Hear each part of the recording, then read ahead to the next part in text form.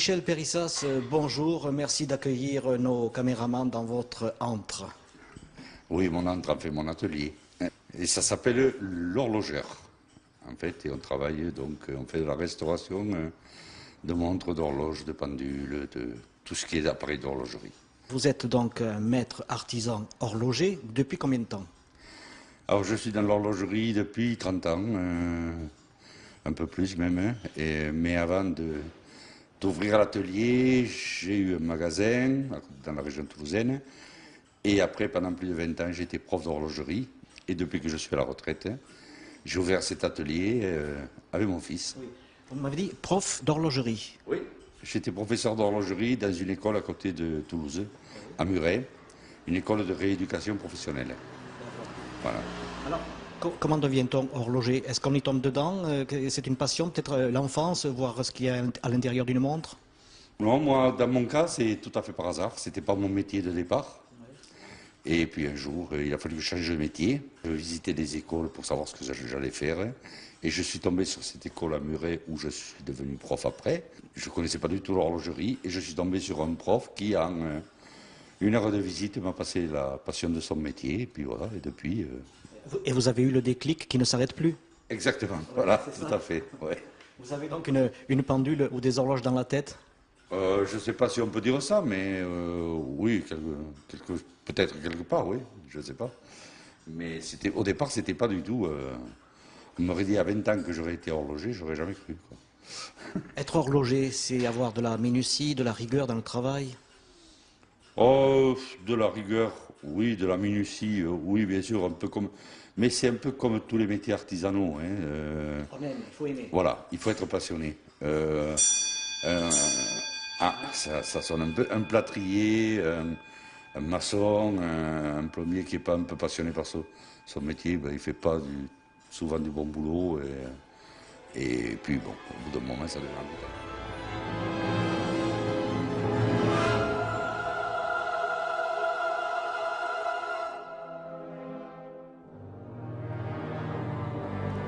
Bonjour, je suis Benoît Périssas, horloger.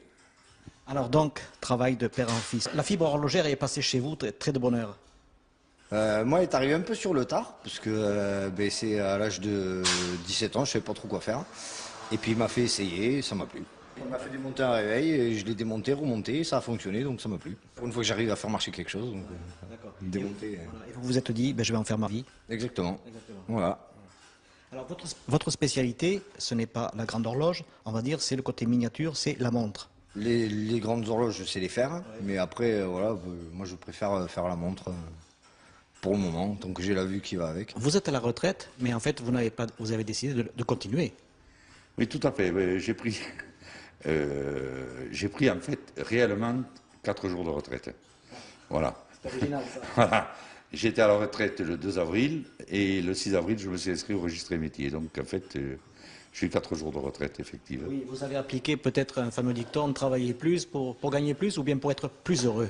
Non, non, pas du tout. Bon, moi j'ai besoin de m'occuper. Ici, on est dans un petit village, c'est mon village.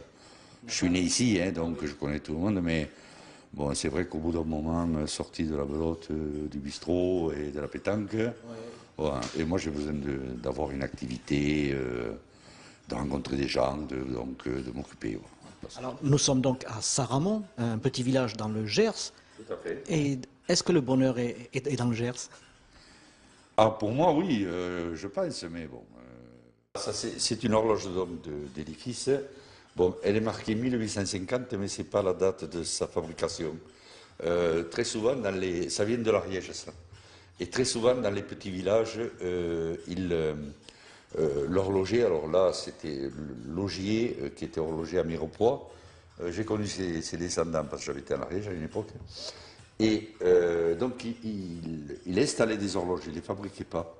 Et là, ce mouvement, il l'a sûrement récupéré dans une commune où il a installé quelque chose de plus moderne. Et ces mouvements qu'il récupérait, il les reconditionnait, si on peut dire, il les vendait d'occasion à des communes qui avaient moins de moyens. Et donc là, c'est tout en fer forgé. Alors, d'après moi, ça date de la Révolution, à peu près 1760. quelque chose. Quel genre de montre resterez-vous? De la moderne, de l'ancienne? Moderne, ancienne, voilà, j'en fais. Il reste quand même de la montre moderne mécanique comme avant. Et ça se répare. C'est comme une voiture, il faut nettoyer, rehuiler, et voilà. Alors, quelle est votre clientèle là? Peut-être les dames qui ont des bijoux de famille qui se sont transmis de génération en génération? La plupart du temps, c'est ça, oui. Soit c'est des montres qui ont été transmises, ou alors c'est au moment où ils vident des maisons, ou qu'ils trouvent au fond d'un tiroir une montre, une horloge. Donc voilà quoi. Est-ce que tout est réparable? Quasiment tout. Vraiment. Ouais. Il y a certaines pièces qui ne le sont pas, parce qu'on n'a plus la pièce détachée et pas le matériel pour les refabriquer. Alors justement, quand il manque une pièce rare, on va dire, êtes-vous capable donc de la fabriquer, de la trouver ailleurs? Soit je la refabrique, soit j'en adapte une qui y ressemble et que je retouche, ou alors je demande à des copains horlogers s'ils n'ont pas en stock. Donc chez vous, rien n'est impossible. Rien n'est impossible. Formidable. Voilà, il suffit juste de... ouais, c'est une question de temps. Et d'argent. Et d'argent, dit monsieur votre père. Quelle est la pièce la plus ancienne sur laquelle vous ayez travaillé? Avez-vous une référence? Alors c'était un particulier, c'était une montre à coque qui datait de 1680, oui, par là. Quels sont vos projets? Continuer, prendre la suite de mon père, et puis je fabrique je fais des montres pour une marque de vêtements rock'n'roll, et puis moi je m'occupe de leur faire les montres. Ah d'accord, rock'n'roll. Voilà. Vous êtes peut-être motard, non? Pas du tout, musicien. Ce qu'on appelle un dérivé, Exactement.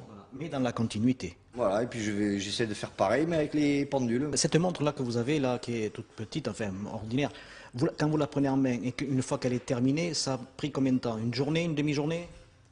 Tout compris, entre le démontage, le nettoyage, le réglage, ouais, faut compter 24 heures.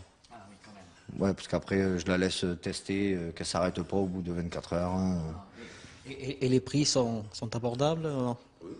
Bah, de toute façon, on marche que sur devis, donc c'est un tarif à l'heure. D'accord. Et voilà. Sur devis, voilà. Voilà.